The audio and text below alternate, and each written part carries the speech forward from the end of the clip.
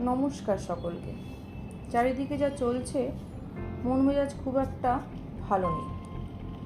কত কথা মাথায় ঘোরে, তবে সবারই তো প্রতিবাদের ভাষা ধরন তার নিজের মতো। আমারও কিছুটা তাই। কত রকম মানুষ আছে না আমাদের চারপাশে।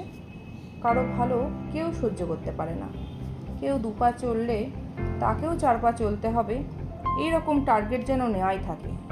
আচ্ছা, মানুষকে ভালো বলতে গেলে যে একটা সুন্দর মনের দরকার হয়, সেটাই কেউ বুঝতে চায় না। কিছু বাজার চলতি জিনিস আছে দেখবেন, ট্যাগলাইনের ওপর ভিত্তি করে বাজার কাঁপাচ্ছে। যদিও ট্যাগলাইনের সত্যতা কতটা আমাদের সবার জানা।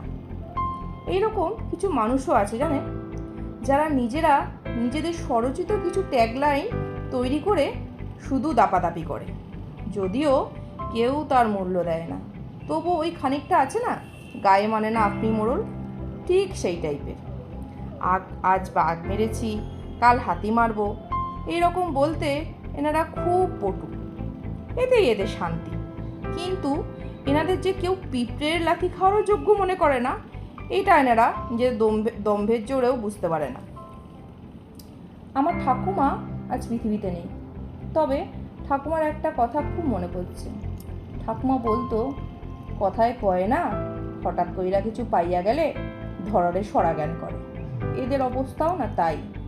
দম্ভ আর লোক দেখাতে দেখাতে এরা নিজেদেরকেই হারিয়ে ফেলে।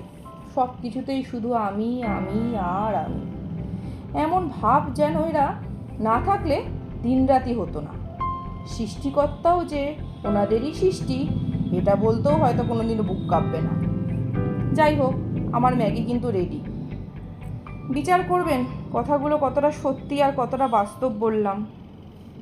উত্তরের অপেক্ষায় থাকলাম, কিন্তু পাশে থাকবেন। নমস্কার।